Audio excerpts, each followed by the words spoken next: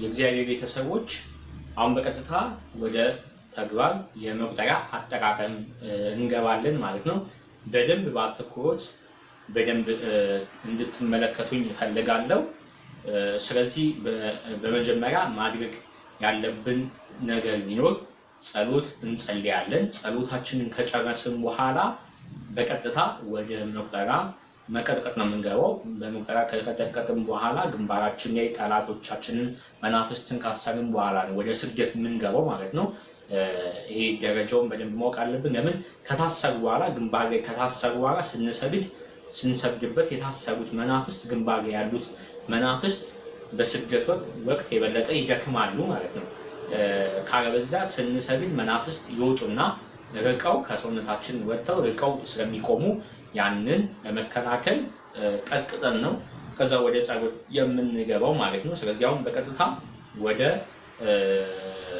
የመቁጠሪያ አጠቃቀም እንገባለን። በመጀመሪያ ግን ነጠላችንን እናወልቃለን።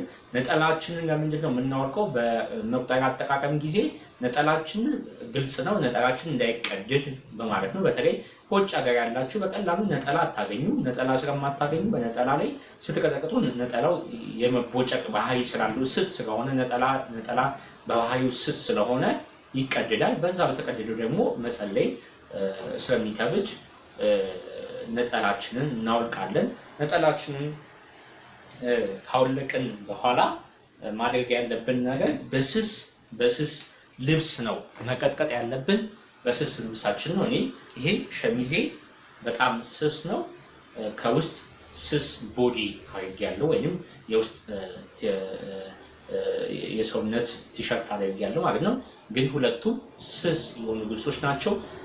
ወፍራም በሆነ ቢጃማ ወይንም ልብስ፣ ካቦት፣ ጃኬት በእነዚህ መቀጥቀጥ አያስፈልግም ማለት ነው። ይሄ አንደኛ ሰውነታችን ለመጎሰም ነው መቁጠሪያ የምንጠቀም። ሁለተኛ ደግሞ መናፍስት በደንብ እንዲቃጠሉና እንዲደክሙ ነው የምንቀጠቅጠው ማለት ነው። ስለዚህ በዚህ ሁኔታ ነው መቀጥቀጥ ያለብን ማለት ነው። ስለዚህ በቀጥታ በቅዱስ ስሙችንን መባረክ ያስፈልገናል። በእግዚአብሔር ቅዱስ ስም መቁጠሪያችንን ከባረክን በኋላ ነው ማለት ነው ወደ መቁጠሪያ ቅጥቀጣው ወይንም ግርፊያው ጠላትን መቀጥቀጥ የምንገባው ማለት ነው። ስለዚህ በመጀመሪያ እግዚአብሔር መለኮታዊ ስሞቹን እንባርከዋለን ማለት ነው።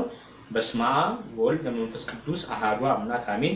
ቅዱስ ኤልሻዳይ፣ ቅዱስ አዶናይ፣ ቅዱስ ያህዌ፣ ቅዱስ ጸባኦት፣ ቅዱስ ኢየሱስ፣ ቅዱስ ክርስቶስ፣ ቅዱስ አማኑኤል፣ ቅዱስ መድኃኔዓለም በጌታችን በአምላካችን በመድኃኒታችን በኢየሱስ ክርስቶስ ስም በአጋዕዝተ ዓለም በቅድስት ሥላሴ ስም በወላዲተ አምላክ በእመብርሃን በቅድስት ኪዳነ ምሕረት ስም ዲያብሎስ ድል በነሳው በቅዱስ ሚካኤል ስም የደስታ አብሳሪ በሆነው በቅዱስ ገብርኤል ስም የፈታይ ማኅፀን በሆነው በቅዱስ ሩፋኤል ስም መጋቢ ብርሃን በሆነው በቅዱስ ራጉኤል ስም በቅዱስ ኡራኤል ስም በቅዱስ ፋኑኤል ስም በቅዱስ ሳሙኤል ስም በቅዱስ አፍኒን ስም በሰባቱ ሊቃነ መላእክት በ99 ነገደ መላእክት በቅዱሳን ሰማዕታት በቅዱሳን ሐዋርያት በጻድቃን ስም የተባረከውን በአብ በወልድ በመንፈስ ቅዱስ ስም የተባረከ የተቀደሰ ይሁን።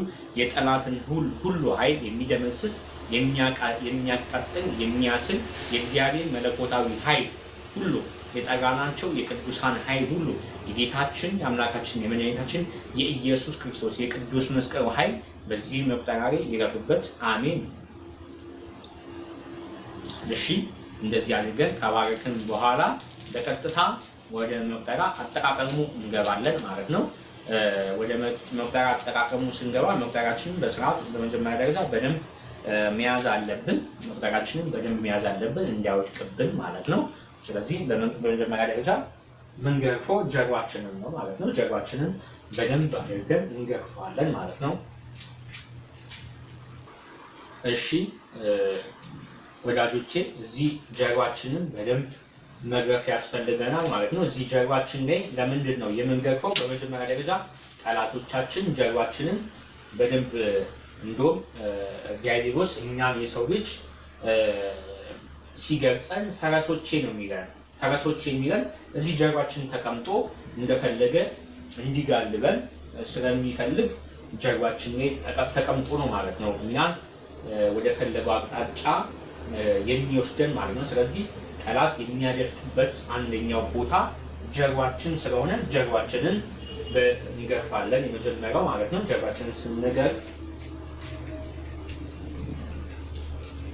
እሺ በጀርባዬ የተቀመጥክ የጠላት ኃይል፣ የዲያብሎስ ኃይል፣ የሰይጣን ኃይል፣ የዓይነ ጥላት መንፈስ፣ የቡዳ መንፈስ፣ የመተት መንፈስ፣ በደብተራ የተላክ፣ በጥንቆላ ጠንቋይ የተላክ የውቃቢ መንፈስ ውስጤ ያፈሰክ ጀርባዬ የተቀመጠ ዘመኔን ሁሉ የያዝክ ጀርባዬን ተቀምጠ በሽታ የሆንከኝ ነርቭ የሆንከኝ ጀርባዬ የተቀምጠ እስራት የሆንከኝ ሁሉ የዓይነ ጥላ መንፈስ፣ የቡዳ መንፈስ፣ የመተት መንፈስ፣ የጠቋር መንፈስ፣ የአዳን ሞቴ መንፈስ፣ የወሰንጋላ መንፈስ፣ የምንጨ ዘሪጋ መንፈስ፣ የአየር አጋንንት መንፈስ፣ የጋኔን መንፈስ በቀትር የገባ በሌሊት የገባ